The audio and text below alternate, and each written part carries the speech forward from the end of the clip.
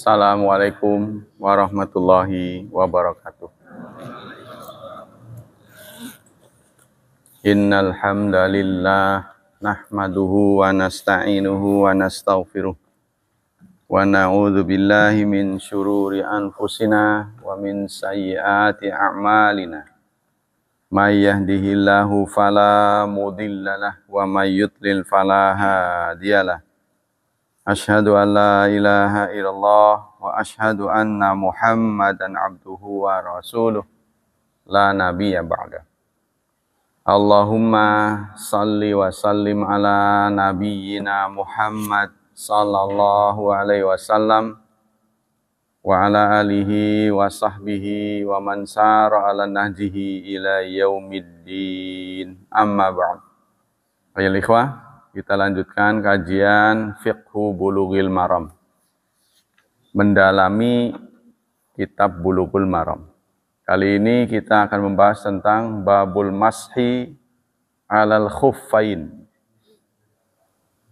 Bab mengusap kedua khuf. Lubsul khuf ala taharah. Mengenakan khuf di atas suci, ya. Apa itu khuf nanti akan dijelaskan. Hadis ke-54 Anil Mughirah bin Syu'bah radhiyallahu an qal kuntu ma'an nabi. Satu saat kata Mughirah bin Syu'bah, aku bersama Nabi.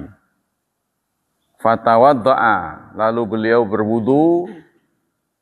Fa ahwaitu li anzi'a khuffaihi. Lalu aku merunduk untuk melepas kedua khuf Rasulullah. Kalau khuf bahasa Jawa itu mujah. Faqal, lalu Nabi bersabda, da'huma, biarkan keduanya. Fa inni adkhaltuhuma tahiratain, karena aku mengenakan keduanya dalam keadaan suci. Famasaha alaihima, lalu beliau mengusap keduanya. Hadis muttafaqun alaih. Sekarang pembahasan tentang lafaz-lafaz hadis. Khuffai, khuffa, khuf itu ada dual dari kata khuf. Khuf itu adalah hidha'ani, dua kasut, ya. As-satirani lil ka'bain, yang menutupi kedua mata kaki. Jadi ya sepatu, ya, yang menutupi kedua mata kaki. Punya khuf itu begitu. Hidha'ani, dua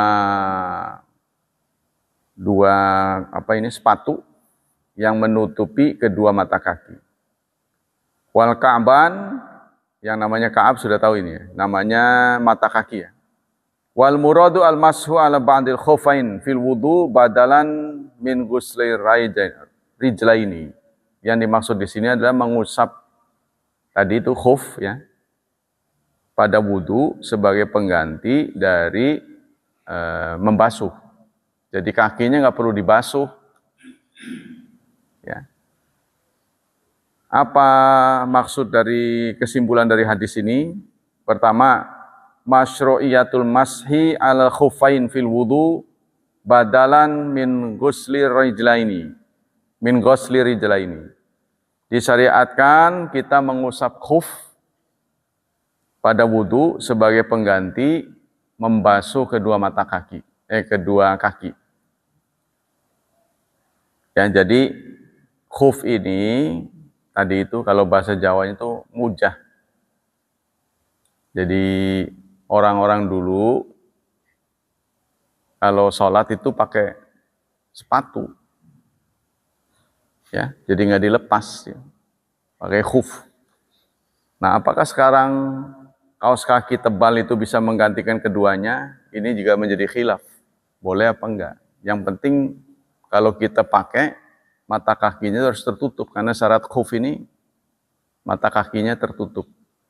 Untuk kita ini tidak terlalu signifikan karena kita ada di daerah tropis. Tapi nanti kalau kita ada di tempat dingin, ya, menutup kaki ini sangat sangat bermanfaat.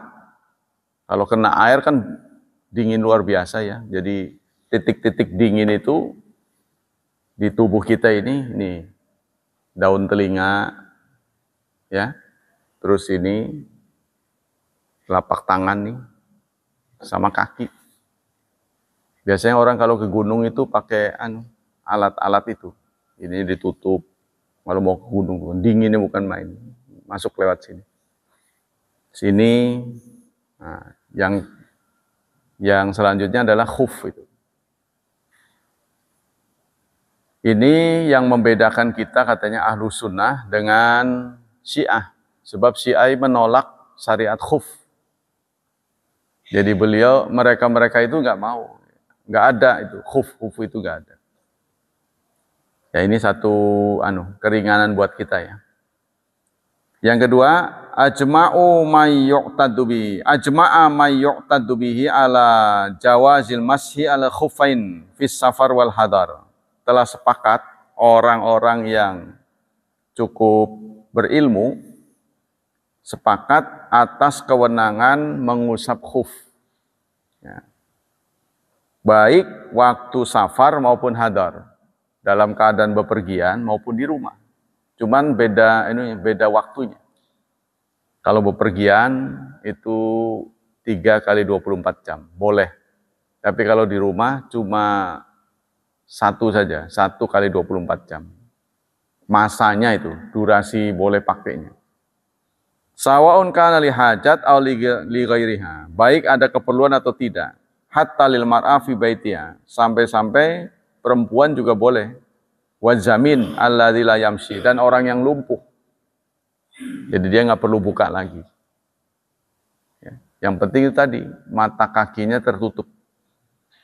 Yang ketiga, yashtarat lil masih al khufain ayyakuna malbusain ala taharatin kamilah. Syarat kita boleh memakai khuf, ya, itu harus dikenakan dalam keadaan suci. Jadi artinya kita sudah tidak ada hadas lagi. Ya, kita sudah berwudu, baru kita pakai itu. Nanti batal, tuh, wudunya batal, nggak perlu dilepas. Ya, tapi dikenakannya itu dalam keadaan suci. Hatta la ghasala rijal yubna thumma labisa khufaha wa ghasala yusra thumma labisa khaffaha lam yasih lubsul yumna fala budda min nasiha wa i'adatu lubsiha wa la yahtaj ila nasil yusra likauniha albasat pada kamalit tahara. Jadi kalau kita syarat ini harus dikenakan setelah berwudu. Kalau kita dalam proses wudu nggak boleh. Contohnya kita membasuh membasuh kaki. Nah, setelah dibasuh, yang kanan nih kita pakai, tapi yang kiri kan belum. Ya. Jadi dalam proses wudu kita pakai itu tidak boleh. Harus setelah paripurna. Jadi udah beres, wudunya sempurna, baru dipakai. Itu yang sah. Jadi andaikan kita membasuh kaki kanan, udah selesai, kemudian pakai khuf, terus membasuh lagi kaki kiri, pakai khuf, itu tidak boleh. Ya mungkin bagi kita ini boleh mungkin pakai kaos kaki. Tapi di sini tidak disebut kaos kaki, karena kaos kaki dalam bahasa Arab kan jawrab. Hidha ini. Nah, jadi kategorinya sepatu. Sepatu zaman dulu itu kan lihatlah di orang-orang yang mau perang itu. Ya, kan rata-rata ketutup sini. Karena dia akan menghadapi medan yang cukup berat. Nggak tahu batu, nggak tahu apa, kerikil kan, kalau diinjek kan sakit. Jadi nanti kalau pas wudu nggak perlu dibuka lagi. Dan mereka juga sholat waktu dulu itu pakai sepatu. Karena dulu nggak ada keramik kan. Ya, pakai yang lentur aja. Kita bisa bayangin kalau sepatu kita dipakai begitu kan agak kesulitan kalau contohnya harus duduk iftiras, duduk tawaruk pakai sepatu bagaimana? Berarti sepatunya lentur. Ya kalau keras kan susah tuh. Waduh, ngeganjel. Ya, kayak sepatu apa tuh yang bunyi trok-trok. Sepatu buat kundangan, ya nggak bisa itu nggak ketutup. Ini mungkin sepatu bot ya, sepatu boot. Nah itu baru bisa. Di zaman begitu tuh. Kita lihat tuh kerajaan-kerajaan tuh rata-rata apa itu talinya banyak. Inilah masa lalu ya, yang masih tersisa di zaman kita sekarang, memberi keringanan buat kita. Terutama juga di tempat-tempat dingin ini sangat bermanfaat. Sebab kalau sudah dingin, terutama di Mekah Madinah itu seperti nginjak es batu aja, singkat. Dinginnya itu sampai begitu. Saya sholat tuh jarang pakai karpet. Nggak pilih-pilih lah gitu. Nah, satu saat di Madinah itu karpetnya tebel tuh. Mungkin ada 3 kali ini. Saya pikir kenapa ini kok. Terus payung ditutup, ya kan ada payung itu. Kalau siang mah wajar gitu. Tapi ini pagi kok ngembang itu. Buat apa saya pikir. Dan ternyata itu dinginnya luar biasa. Jadi yang di bawah payung itu mendingan. Jadi payung tuh yang gede itu, raksasa itu kan pakai remote apa ya? Pagi-pagi digelar, dibekarin gitu. Kan nggak hujan nggak apa, buat apa sih biar? Panas mah ya wajar, nggak taunya itu. Jadi untuk menghalangi hawa dingin. Begitu kita masuk ke dalam mending emang. Kalau di luar yang nggak ada payung itu dingin luar biasa. Ya, jadi memang mereka di sana itu menghadapi cuaca yang ekstrim. Nah, kita ini kan sedang-sedang saja ya, kita harus bersyukur. Jadi kalau panas, ya nggak terlalu panas. Dingin nggak terlalu dingin. Kalau di sana udah panas bukan main, dingin bukan main. Karena itu siang, kalau udah giliran panas, orang-orang sana jarang keluar rumah. Ya. Itu dijelaskan oleh orang Indonesia yang di sana. Kebiasaan orang Arab tuh kalau udah musim panas yang menyengat tuh jarang keluar rumah. Jadi siang tuh sepi. Malam mah ramai. Karena udah matahari tenggelam ya. Udah nggak begitu panas. Sebab kalau panas diturutin keluar juga, itu akan memicu tensi darah naik. Dan banyak yang kena stroke. Itu yang mereka hindari. Makanya itu ada surat dalam Quran itu. Orang-orang yang bersama Rasulullah, orang-orang munafik itu, la tanfiru fil har. Kita jangan berangkat, lagi panas. Qul naru jahannam asyaddu harra. Dalam surat 9. Katakan, neraka jahanam itu lebih panas. Jadi orang-orang munafik ini, saat ada perang, cuacanya begitu panas, mereka pada nggak mau.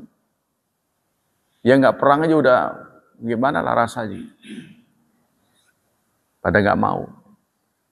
Kita lanjutkan. Rawal masha alal khufain khalaik. Yang menyampaikan tentang kebolehan mengusap mujah ini itu banyak sekali. La yuhsun, tidak terhitung. Ya, la yuhsuna minas sahabat-sahabat. Qala Hasan Basri rahimahullah, haddatsani sab'una min ashabi Rasulillah. Meriwayatkan kepadaku 70 sahabat. Anna Rasulullah kana yamsah alal khufain. Bahwa Rasulullah pernah mengusap khuf. Ya, kenapa ini disampaikan sebagai poin dari kesimpulan ini? Karena ini untuk untuk menolak pendapat dari Syiah. Padahal nanti cerita-cerita tentang khuf ini banyak disampaikan oleh Ali bin Abi Thalib, perawinya. Kan Syiah itu kan berujung ke Ali bin Abi Thalib. Nah, ini sangat bertentangan. Ali sendiri yang menceritakan Rasulullah pakai khuf.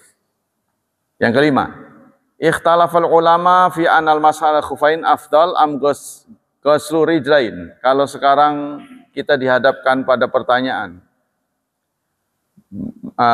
mencuci kaki bisa, ya, pakai khuf bisa. Mana yang lebih baik? Kalau kita dihadapkan pada sama saja gitu ya, ikhtiar, mana yang bagus? Fadhahaba ashabu syafi'iyah ila annal ghasla afdal likaunil asla. Kata Syafi'iyah, yang bagus adalah mencuci kaki. Ya. Jadi jangan pakai khuf yang bagus. Ya. Karena kita tahu ciri-ciri Imam Syafi'i ini pendapatnya itu lebih bersih. Ya, beliau itu lebih bersih dalam beberapa hal itu lebih bersih. Contohnya ikan, ya itu kotoran ikan itu najis, ya sehingga nggak boleh dimakan. Nah ini akan sulit bagi kita kalau ikannya ikan teri. Gimana ngilanginnya? Nah, menurut beliau begitu, jadi nggak boleh. Orang yang asli bermadzhab Syafi'i nggak boleh makan ikan teri, najis. Karena kotorannya nggak dikeluarin kan. Ya susah lah, ikan bagaimana? Jadi beliau bersih benar. Sehingga ada teori air mustakmal kan dari Imam Syafi'i. Air yang sudah kena air wudhu ini nggak boleh dipakai lagi. Tapi li Ahmad, wa fi riwayat li Ahmad, dalam sebuah riwayat Ahmad, huma sawa. Menurut Ahmad ini sama. Mau pakai air atau mashun ini sama. Tapi ini kita akan beruntung kalau di negara-negara yang irit air seperti Jepang, ya cebok aja nggak pakai air. Ya. Orang Islam kalau di sana kesulitan menggunakan fasilitas umum itu. Wah, bagaimana nggak biasa ya, apalagi orang Indonesia. Nah, kita lanjutkan. Wa qala Ibnu Mubarak lubsu fil masih al-khufain anis sahabat ikhtilaf.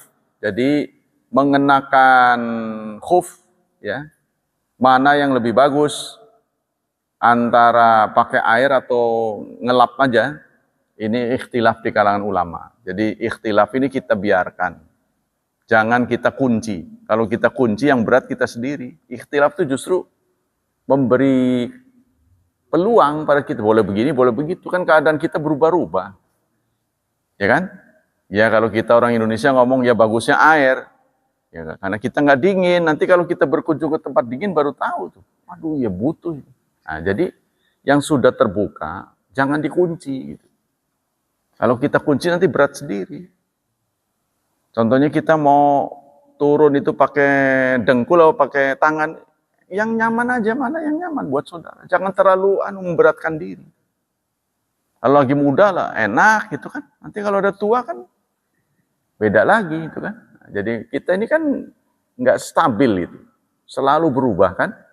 Umur kita nambah, kekuatan kita berbeda, kesehatan kita berbeda. Rasulullah sudah mendesain untuk semua orang. Harus ingat, Islam ini untuk semua orang, bukan buat Anda doang. Ya, buat semua orang. Jadi kita harus, yang sudah terbuka jangan dikunci. Ini sudah ada peluang buat kita enjoy gitu ya. Fleksibel. Jadi katanya hukum Islam itu mulur mungkret. Kayak kolor. Dipakai, jadi apa itu? Oversize ya. Boleh dipakai siapa saja. Jadi saat kita keberatan, saat kita menghadapi keberat, dia akan melar. Contohnya, kita sehat, maka sholat kita wajib berdiri. Kita sakit, kan mungkret kita tuh. Maka Islam mulur. Silahkan duduk. Kan? Nggak tetap pada. Nah, kalau nggak bisa duduk, berbaring. Gitu. Nanti kalau udah sehat lagi, berdiri lagi. Mulur mungkret. Elastis.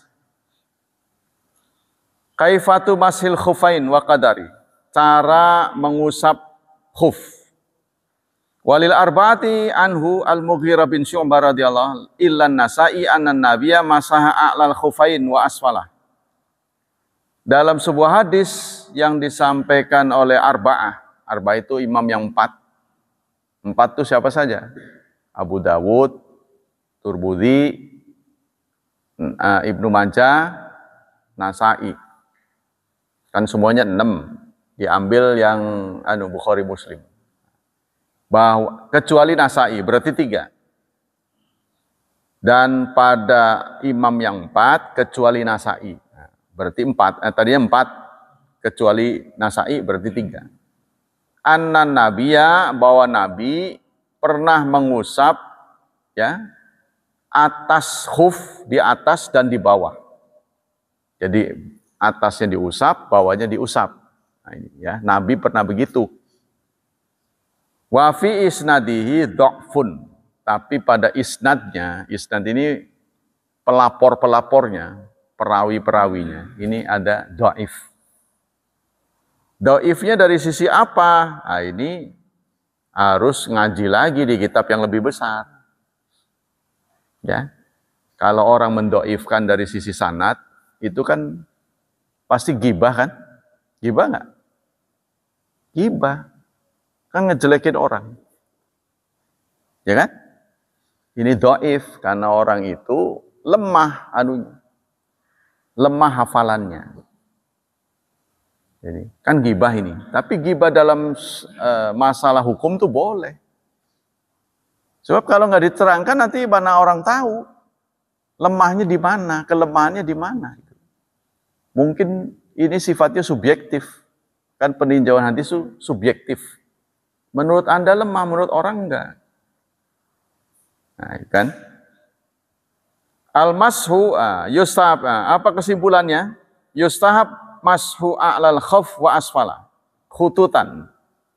Dianjurkan kita mengusap ya atas di atas permukaan khuf dan di bawahnya. Khututan setara merata saja. Li'anal hadis dhaif, karena hadis yang dhaif yu'malu bihi, bisa diamalkan fi fadhailil a'mal, dalam amal-amal yang utama. Nah, kita harus bedakan nih hadis dhaif dengan hadis maudhu. Apa bedanya? Banyak ulama mengatakan hadis yang boleh dipakai sandaran amal, sandaran syariat itu hadis sahih dan hadis hasan. Kan levelnya ada 3. Hasan, sahih, hasan, dhaif. Yang boleh dipakai sandaran syariat ini adalah hadis sahih dan hadis hasan. Yang dhaif gimana? Yang dhaif ini boleh untuk keutamaan saja. Nah, apa beda dengan hadis maudhu? Hadis maudhu ini perawinya tidak ada, jadi dia ada-ada. Ya, maudhu itu palsu istilahnya. Sebenarnya nggak ada riwayatnya, tapi dia ada-ada. Kalau hadis dhaif ini orang meninjau perawinya. Penyampai hadisnya ini lemah. Itu aja, itu bedanya. Kalau maudhu tidak ada perawinya. Jadi perawi-perawi ini tidak diakui. Ya. Jadi seluruh perawi hadis, saudara, oleh para peneliti hadis ini sudah dikumpulin. Ya kalau zaman dulu kemungkinan kecil. Kalau sekarang berapa juta pun akan ketahuan. Contohnya si A, begitu diklik, ini anak siapa, ketahuan. Oh ini nggak sah. Dia tidak terdaftar sebagai perawi hadis. Sebab hidup dia kemungkinannya kecil. Akan ketemu dengan si A, ketemu dengan B, itu sudah demikian rapi sekarang. Alhamdulillah. Jadi kalau ada pendatang baru, orang yang punya maksud lain, ingin menjatuhkan Islam, lalu dia membuat hadis, nggak akan bisa. Udah ketutup gitu. Jadi kita, alhamdulillah sekarang gitu. Penelitian ini, dan ini diakui oleh dunia. Ya. Hadis kita ini bahkan mengalahkan Injil orang Kristen. Sebagaimana Anda tahu, kalau kita kan menyebutkan Quran, itu nggak ada perawinya. Ya kan? Quran, perawinya siapa? Ya nggak ada, karena itu kesepakatan. Semua orang sama. Itu. Jadi indahnya, jelingernya gitu. Jelingernya ulama-ulama kita dulu, saat mencatat Quran itu sedemikian rapih. Waktu di zaman Abu Bakar, Umar sudah merasa jumlah umat Islam semakin banyak. Bagaimana cara mentransfer ini? Kalau sekarang kita ada medsos kan? Saya nggak ketemu Pak Hilman, contohnya. Nyampeinnya gimana gitu. bahwa mestinya begini. Kalau dulu kan pakai surat, pakai burung merpati kan, merpati pos untuk menyampaikan ini. Dulu masih manual. Nah, kalau berkaitan dengan tulisan ini supaya jangan salah, tulisan sekaligus menyuarakannya. Kan Quran kan persoalan itu. Tulisan, nyuarainya jangan salah. Contohnya penting sama pentung itu. Kan beda. Pantang sama pontang, kan beda. Padahal tulisannya sama kan? Kalau di Arabin, pantang, penting, pontang, sama. Tapi kalau sampai salah ngomong, salah arti. Nah ini menimbulkan kegalauan.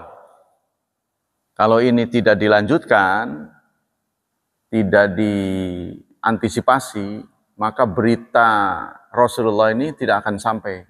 Sementara ini untuk manusia sampai akhir zaman. Bayangkan saudara, ya, pemikiran para sahabat itu. Bagaimana Quran ini bisa disuguhkan sampai akhir zaman. Kan terpikir oleh mereka betapa beratnya. Sementara para penghafal Quran satu demi satu wafat. Kan mati semuanya, bakal mati. Gimana ini? Nah, maka itulah digagas oleh Umar datang kepada Abu Bakar supaya ditulis ulang. Kita kumpulin dulu yang berserakan. Jadi belum berbentuk 30 juz, belum. Ada yang di kulit tadi, masih acak-acakan. Itu disarankan. Abu Bakar pertama menolak. Aku tidak akan melakukan sesuatu yang tidak pernah dilakukan oleh Rasulullah. Bahasa kasarnya bid'ah lah gitu. Wah ini bid'ah ini. Rasulullah nggak pernah nyuruh. Nanti kalau saya nggak panjang umur, tolong pelihara, tulislah yang baik, susun yang baik. Nggak pernah ngomong begitu Rasulullah. Wah ini Lalu Umar meyakinkan, insya Allah apa yang kita lakukan ini benar. Bagaimana nasib orang-orang di kemudian hari setelah kita? Maka diyakinkan. Mulailah oleh Abu Bakar itu dikumpulkan. Orang-orang yang punya catatan. Walaupun beliau hafal, yang bawa catatan hafal disumpah. Tuh, karena mulai ada catatan-catatan pribadi, yang tidak mendapat konsensus. Contohnya, waladhdallin. Ada yang mencatat amin itu bagian dari Quran. Karena setiap orang membaca itu kan, waladhdallin amin gitu kan. Ada yang mencatat itu bagian dari Quran. Wah bukan, itu bukan dari Quran. Wah ini bahaya ini kalau begini terus nanti bahaya. Terutama di Quran tulisan Ibnu Mas'ud. Jadi Ibnu Mas'ud juga punya koleksi sendiri mencatat dari Nabi itu. Nah, itu amin dimasukkan dalam Quran. Wah ini bahaya nih. Iya soal membaca amin itu sunnah mah iya, tapi nggak boleh masuk Quran karena bukan dari Quran. Ya. Maka begitulah. Nah, kemudian diseleksi, dijadikanlah satu buku. Itu berhasil di zaman zaman Abu Bakar Siddiq. Nah, ketika di zaman Umar, jumlah penaklukan lebih banyak. Ya, jadi umat Islam banyak, jumlahnya makin banyak, tambah luas. Maka dibutuhkanlah eksemplar Quran lebih banyak lagi, digandakan. Dulu digandakannya masih nulis. Belum ada fotokopi, dulu belum ada. Jadi masih mengandalkan tulisan. Coba saudara kalau nggak percaya nulis satu lembar. Pasti ada salahnya. Ya kan? Kalau sekarang kan salah bisa di-delete sebelum di-print kan? Enak itu sekarang mah udah alhamdulillah. Kalau dulu kan salah mah utuk pakai tip X dulu gitu. Kita aja pakai tip X. Wah, banyak bener. Kayak pano itu banyak. Kalau sekarang udah enak. Nah, zaman dulu seperti itu, nulis salah. Itu kan perlu ketenangan kalau lagi ruwet. Mencong sana. Wah, salah ini. Kalau terlalu sering di-delete, bolong nanti kertas itu. Dulu kan kertasnya pakai padi itu. Kertas apa itu? Nah, dulu itu masih jelek. Jadi kalau terlalu lama itu bolong. Saya nggak bisa membayangkan bagaimana upaya para sahabat. sampai ke tangan kita hari ini. Ya. Dan dulu jumlah huruf Quran itu cuma ada 15. Terbayang tidak oleh saudara? Jumlah huruf itu cuma 15. Karena dulu nggak ada titik. Jadi nulis sin dan shin sama. Terus gimana bacanya? Ya mereka baca karena hafalan. Ya bagi orang yang sudah hafal mah enak kan. Min syarril. Nanti kalau min saril gimana? Salah nanti. Mananya berbeda. Itu mereka sudah hafal jadi nggak ada masalah. Titik tidak ada. Hamzah belum ada. Nah itu maka perbaikan. Untuk membedakan alif dengan hamzah. Ya, contohnya qala. Qala itu kan alif. Kan belum ada sakal dulu. Belum ada jabar jar. Terbayang oleh saudara begitu sulitnya. Qala. Contohnya kala. Ya, dengan ka'ala. Maka dibedakan dengan hamzah. Setelah kaf, alifnya dikasih hamzah. Oh, ini berarti ada suara, harokat. Terus diperbaiki. Sampailah ke tangan kita. Kita kembali ke sini. La yujzi al-mashu bi ayyada'a. Bagaimana cara masah, cara mengusap mujah bagaimana? Ayyada'a kafal yumna mufaraqatal asabi, meletakkan tangan telapak tangan, ya, jari-jarinya nggak usah rapat, biasa saja. Ala atrafil qadamain, di atas ujung jari. Jadi kan jari kaki kita ini kan ketutup sama sepatu kan. Nah, ngusap itu bagaimana? Ini jarang orang menjelaskan. Kalau wudhu kan kita sudah tahu caranya ya. Itu katanya jarinya ini kaki ditaruh di sini. Yang kanan nih, tangan kanan. Di depan sini. Terus diusap ke sini sampai ke betis. Itu katanya.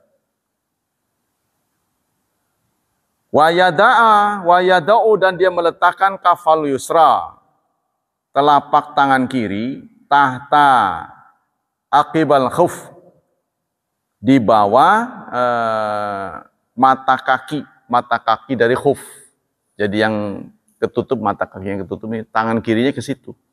Jadi tangan kanan ke sini, ininya ke sini, ya. Kayak gitu. Summa yamurul yumna ila saqi. Kemudian dia melarikan telapak tangannya ke arah betis. Jadi yang atas ke sini. Ya, ini kaki atas. Ini kan betis ini. Wal yusra ila atau atrafi asabi. Sementara tangan kirinya mengusapnya ke arah jari, terbalik. Ya, dari sini mata kaki diusapkannya ke jari tangan kirinya, tangan kanannya dari mata kaki, dari jari-jari ke betis. Nah, caranya gini, wah kalau nggak dilihat, saya juga ini baru ngeliat. Cara mengusap ini telapak tangan ini ke sini, terus dikesiniin. Kan ini ngusap, ya ngusap mati, ngelap. Ini telapak kiri megang sini, terus dikesiniin gitu. Tapi ini menurut dia. Kalau menurut cukup atasnya gitu. Jadi atasnya ke sini apa sini ke sini kan, dari sini ke sini. Cukup atasnya wajibnya. Tapi di sini disinggung dalam hadis yang kurang kuat, bawahnya juga diusap. Ya diusap doang begitu. Ya, itu sudah boleh, tidak perlu dilepas lagi. Cara gitu. Nah ini kita kalau baca buku lebih banyak, lebih luas wawasan kita ya, tidak sempit. Yang ketiga, la yujuz iktisar ala mashi asfalil khuf khat'an. Tapi kalau kita mengusap bawahnya saja, boleh nggak? Nggak boleh. Jadi saudara kan tahu bahwa kita pakai kasut ya, artinya buat kaki ya, alas kaki. Kasutnya alas kaki. Itu kan selalu yang kotor bawahnya. Ya kan? Kalau kita pakai alas kaki kan yang kotor bawahnya. Tapi yang diusap atasnya.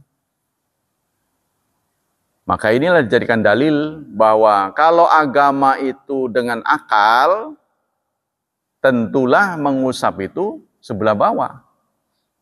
Tapi ternyata dia yang diusap sebelah atas. Nanti ada hadisnya. Kalau agama itu akal, tentu ya secara logika yang kotor bawah. Ya sama dengan kita batal wudhu lah. Batal wudhu karena buang angin. Kan yang bermasalah dubur. Dubur kita mangap. Oh kenapa yang diusap muka? Nah ini kan berarti tidak, logika nggak main. Ya, dalam masalah agama logika nggak bisa main. Sebab ini wahyu. Wahyu itu di atas logika. Harus ingat. Saya sudah sampaikan bahwa detektor kebenaran itu dua. Akal sehat dan wahyu. Kalau kita menghadapi antara sebab dan akibat itu nggak nyambung, menurut akal kita nggak nyambung, tanyakanlah pada wahyunya ada nggak. Kalau ada, sami'na wa ata'na. Contohnya, barang siapa yang ngelus mengusap rukun Yamani. Rukun Yamani, kalau ini Hajar Aswad, kan anunya muternya ke kiri kan, berlawanan dengan jarum jam. Nah sebelum Hajar Aswad, sini nih. Ini terlalu luas ya. Di sini namanya rukun Yamani. Ini kita lihat bundas nih, karena sering diusap orang. Barang siapa yang mengusap rukun Yamani, maka akan rontok dosa-dosanya. Nah ini kan menurut logika nggak nyambung. Ya kan? Apa urusannya dosa dengan ngelus? Kan gitu kan? Nah kita bertanya pada detektor berikutnya, wahyunya ada nggak? Ada, ya sudah sami'na wa ata'na. Begitu juga Hajar Aswad. Kalau rukun Yamani, sunahnya cuma dielus saja, nggak dicium. Tapi kalau Hajar Aswad, dielus dan dicium. Barang siapa yang mencium Hajar Aswad, sama dengan mencium tangan Allah. Ini kan menurut akal kan nggak masuk kan? Ya, itu bukan bertentangan, tapi di luar, di atas kemampuan akal. Namanya apa itu? Supranatural, ya. Suprarasional. Bukan irrasional. Kalau irrasional bertentangan dengan akal.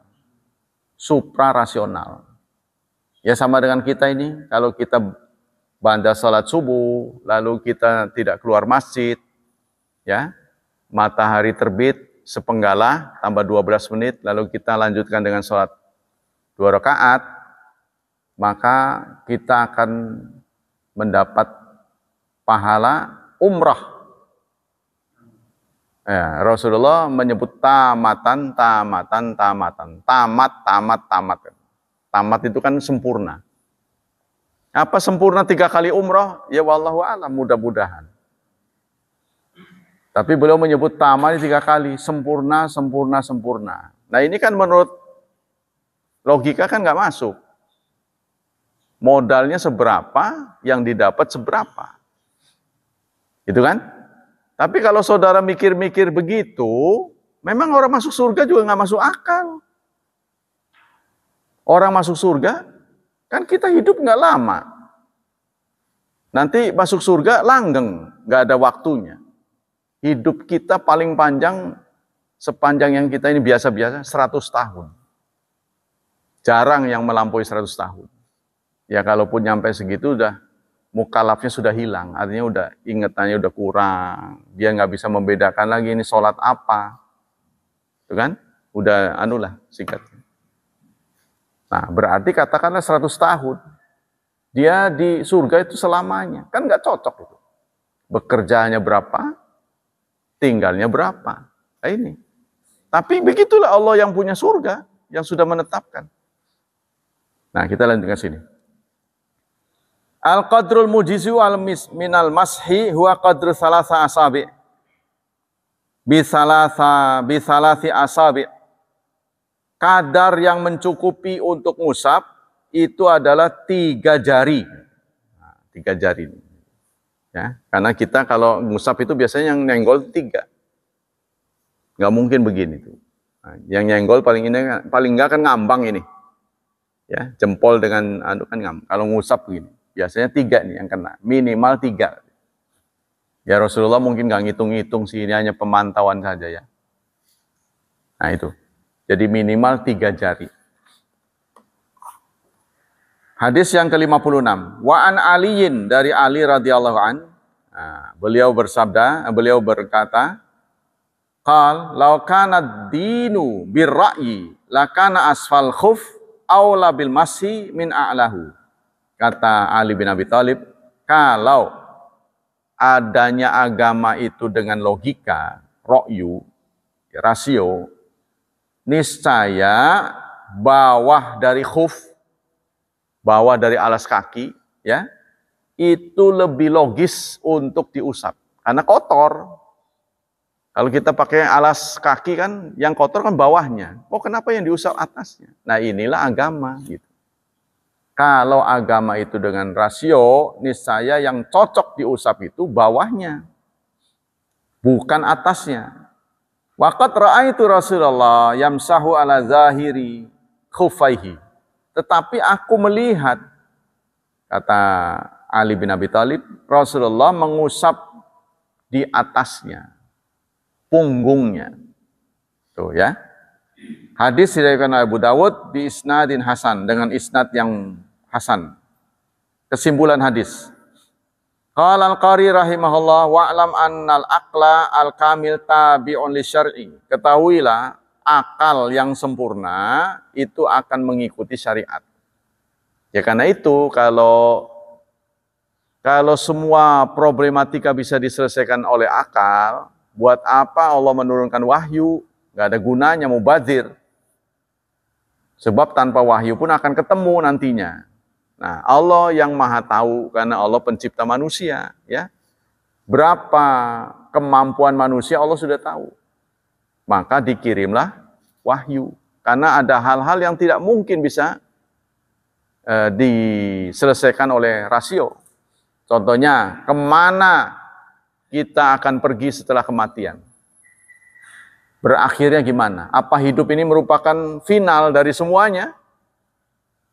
Nah, itulah wahyu turun. Bahwa nanti akan ada kebangkitan, ada hisab, ya, ada mizan, ada neraka, ada surga, dan seterusnya.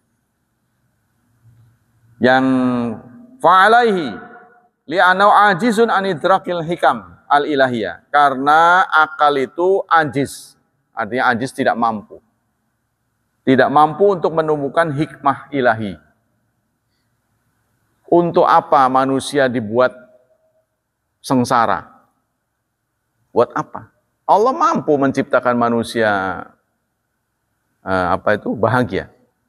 Buat apa? Manusia dibuat jahat. Nah, inilah dinamika. Ini yang pernah ditanyakan tidak dimengerti oleh malaikat. Ya. Kata malaikat begini. Apa itu? Inni ja'ilun fil ardi khalifah. Qalu, mereka merespon, ataja'alu, masa engkau akan menjadikan may yufsidu fiha, makhluk yang merusak, wa yasfikud dima, dan menumpahkan darah. Buat apa ya Allah? Yang jadi khalifah ini kan berpotensi merusak dan menumpahkan darah. Kenapa harus dia? Gitu. Kenapa harus dia? Wa nahnu nusabbih bihamdika. Kenapa bukan kami? Kalau kami kan lempeng.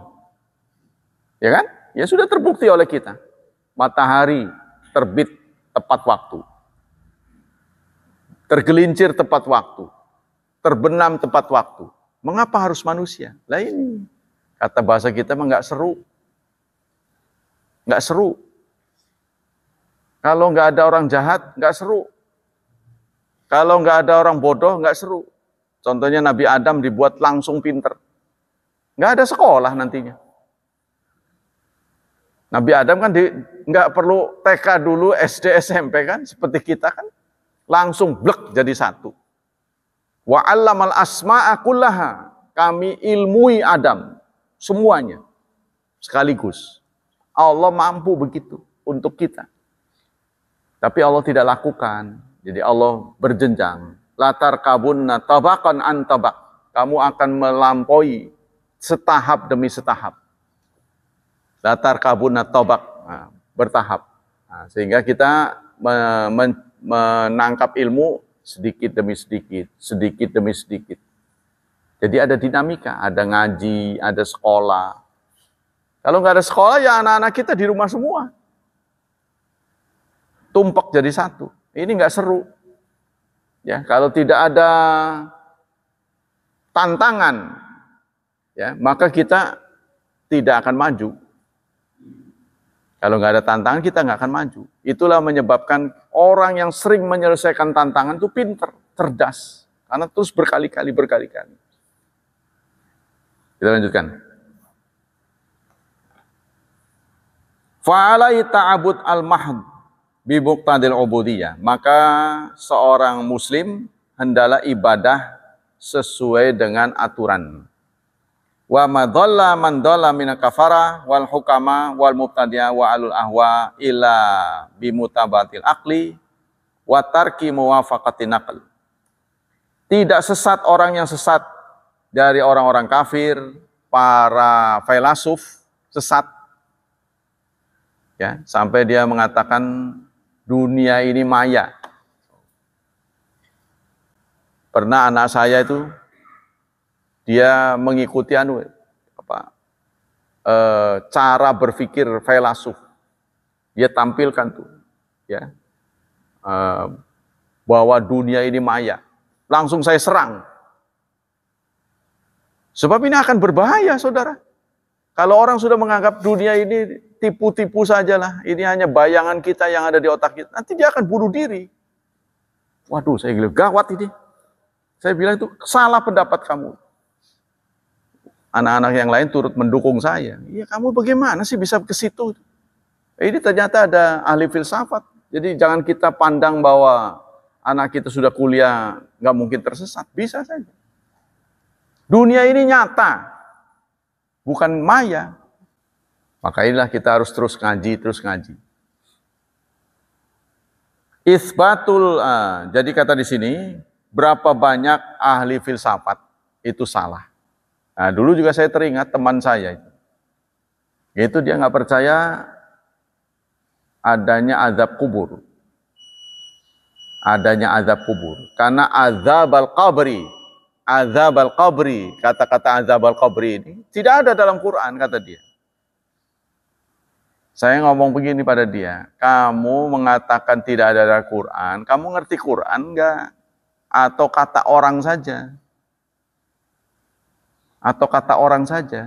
Jadi soal kubur itu tidak ada, siksa kubur tidak ada. Kata dia begitu.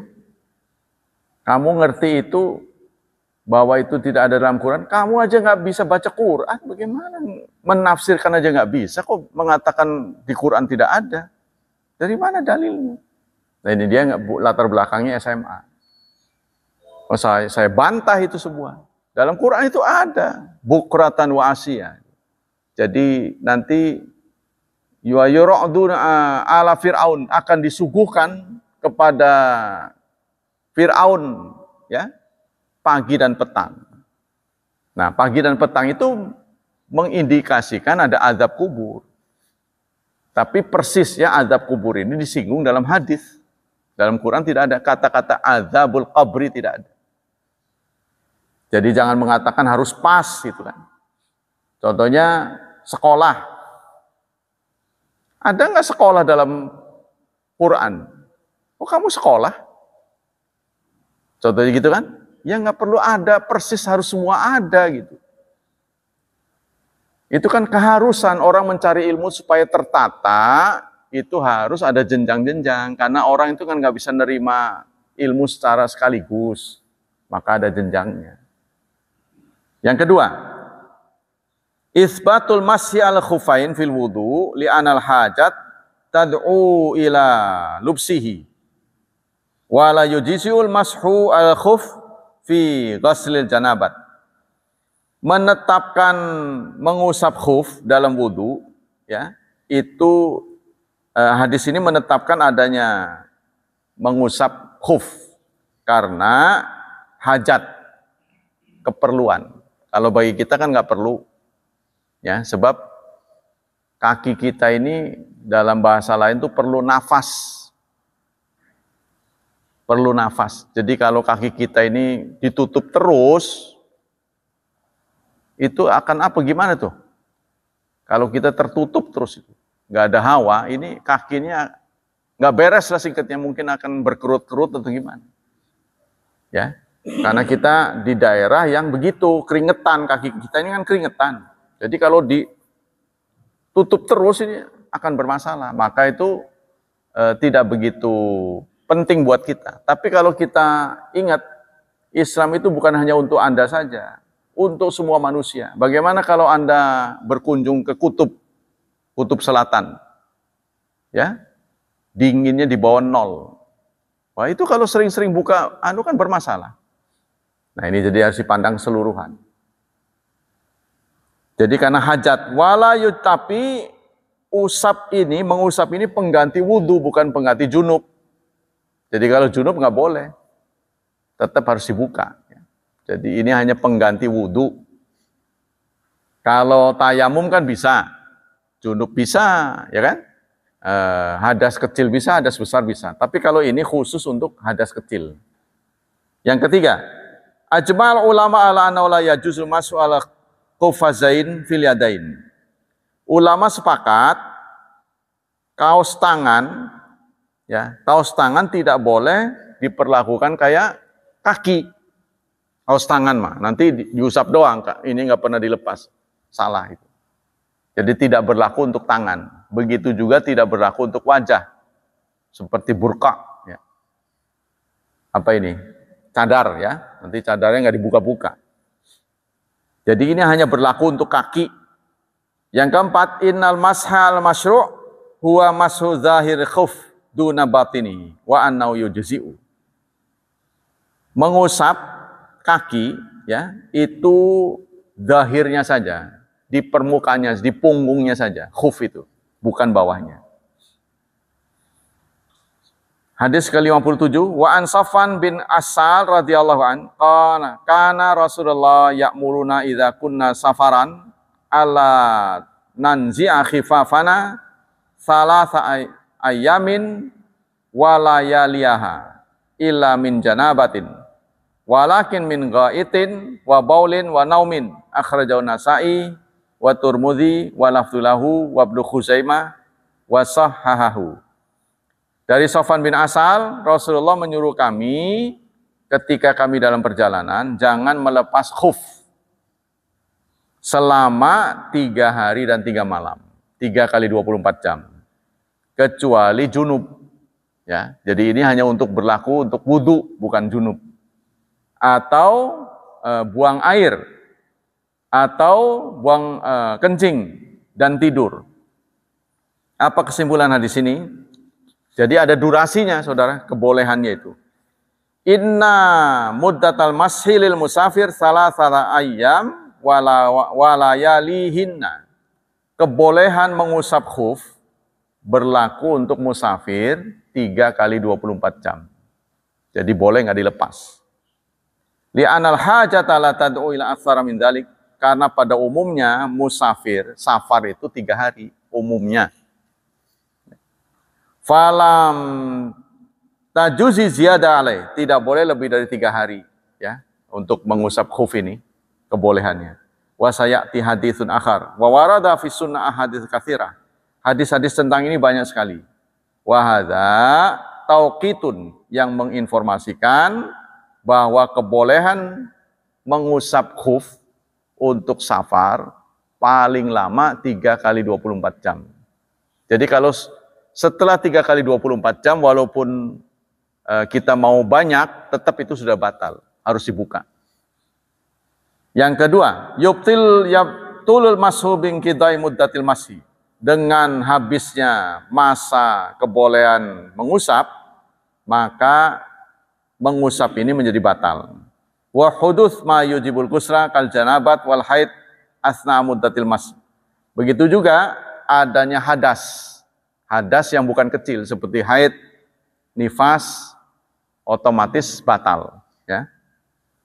Wa nasul khuf, wa bima yubtil wudu. Begitu juga kalau kita di tengah-tengah kebolehan kita lepas, lalu kita pasang lagi, itu sudah batal. Wala budda min khalil khasaf wa labsu ala tahara. Begitu juga kalau batal wudu ya, maka harus dibuka. Innabtida'a muddati masih min haitsul hadath ba'da lubsil khuf. Mulai mengusap khuf ini dimulai hadas setelah mengenakan khuf. Inna ibtida'a muddatal masih min haitsul hadath ba'da lubsil khuf la min hina labsil khuf. Jadi artinya kebolehan mengusap ini setelah kita suci. Jadi nggak boleh sedang proses wudhu kita pakai, itu tidak boleh. Tadi sudah disampaikan. Wala min hinal mashi. Yang keempat, la yantakidul masu bisa babil gaid wal bauli wan naum. Mengusap ini ya tidak batal karena buang air besar, karena buang air kecil, dan karena tidur. Jadi tetap dipakai. Ya, jadi kalau kita safar 3 kali 24 jam. Kalau di rumah 1 kali 24 jam. Terakhir, al-amru lil wujub walakin surifal bil ijma' al-zahiri wa baqiya lil ibah wan nadab. Meskipun di sini ada tanda-tanda wajib, ya, tapi menjadi ijma' ya, ulama bahwa mengusap khuf ini hukumnya mubah. Tidak harus. Ya. Demikian kajian pagi ini. Ada yang bertanya sampai di sini? Pakai perban. Kalau perban lain lagi, itu masuk kategori tayamum. Perban itu masuk kategori tayamum. Jadi kalau nggak bisa kena air, ya perbannya itu kita tayamum. Ada yang mengatakan perbannya itu juga diusap. Kalau kita wudhu, contohnya anggota wudhu kita tidak semuanya tertutup. Ya, contohnya tadi cuma kaki saja, maka giliran kaki diusap di atas perbannya. Ketika wudhu, jadi wudhunya normal, tapi ketika kaki kan nggak boleh kena air, maka perbannya itu cukup diusap. Gitu Pak. Bukan, kalau tayamum sih muka dengan tangan. Ini wudhu. Kalau wudhu, maka perbannya itu diusap cukup diusap gitu. Jadi kalau orang sakit, kakinya diperban. Saat wudhu, kan anggota yang lainnya bisa kena air, dia mah enggak. Nah, giliran yang enggak kena air itu diusap. Nanti ada bab lain tentang masalah mengusap perban. Jadi bukan tayamum maksudnya. Kalau tayamum sih tangan dengan muka. Ya, jadi kalau betul-betul seluruhnya nggak bisa kena air, contohnya orang yang terbakar, kan kalau kena air sakit, ya udah tayamum. Jadi tayamum itu begitu, muka dan tangan saja. Itu dulu kan aslinya Quran itu tidak ada syakelnya Pak, tidak ada tanda-tanda. Tapi orang Indonesia ini berkreasi untuk membantu ya orang Indonesia supaya nggak susah bacanya. Contohnya ketika ada idgham, dia ada tasydidnya, ya kan? Contohnya may ya'mal gitu kan? May ya'mal. Kalau yang mushaf itu kayaknya nggak ada tuh. Cuma dikasih tanda ininya nih tanwinnya itu miring begini. Ya kalau sejajar itu dibacanya jelas. Ya, contohnya yan auna. Tapi kalau wa may ya'mal itu biasanya dia anunya begini. Tanwinnya itu. Jadi nggak rata. Nah, kalau nggak rata ini kita diberi tanda oleh mereka bahwa dibacanya idgham. Pokoknya ada hukum tajwid di situ. Tapi kalau tandanya rata begini berarti idhar. Dibacanya harus jelas. Itu kreasi orang Indonesia. Ya, supaya tidak menimbulkan kesulitan baca. Karena kita tahu bahwa kita bukan berbahasa Arab, jadi akan menghadapi kesulitan. Itu bisa menjadikan panduan. Jadi ada yang memang harusnya dibaca panjang, seperti kata kitab ya. Zalikal kitab. Contohnya zalika. Kalau tulisan Arab itu di samping za-nya itu dikasih begini, panjang, dia dikasih sakal lagi. Tulisan zalika itu. Zalikal kitab, za-nya itu di atasnya dikasih begini, harkat ya. Terus dikasih begini lagi. Bisa dilihat lah. Nah ini bagi orang Indonesia sulit. Karena tanda begini, ini kan berarti panjang. Ya kan? Kalau waw dibalik, gitu kan. Kalau apa ini? Kalau i diginiin tuh. Ya, disenggol begini. Itu berarti ya bihi, itu. Contohnya bihi, hi-nya itu disenggol begini, bukan begini. Itu tanda panjang. Nah, dalam mushaf kita, tapi dalam mushaf sana enggak, tetap aja. Jadi mereka menganggap udah ngerti lah gitu. Tapi itu kadang-kadang membahayakan kita kalau kita nggak tahu, makanya mushaf kita dilengkapi. Banten ini juga sudah membuat mushaf, saudara. Banten, ini ada mushaf yang mushaf Banten ada itu yang ungu tuh ya. Itu mushaf Banten. Kita menganggap itu biasa-biasa saja. Ini tulisan tangan persoalannya. Jadi bukan cetak, dia tulisan tangan yang kemudian dicetak memang. Ya, jadi pemerintah Provinsi Banten ini membuat satu tim terdiri dari penulis-penulis indah, ahli khat. Itu ciptaannya. Makanya di pinggir-pinggirnya itu tanda-tanda budaya Banten. Simbol-simbol Banten tuh. Saudara nggak suka merhatiin sih. Kan? Itu mahal itu. Ya. Jadi tulisan indah. Buku tulisan tangan itu. Bukan cetak. Kalau ini kan cetak kitab nih. Cetak. Itu tulisan tangan. Jadi tulisan indah.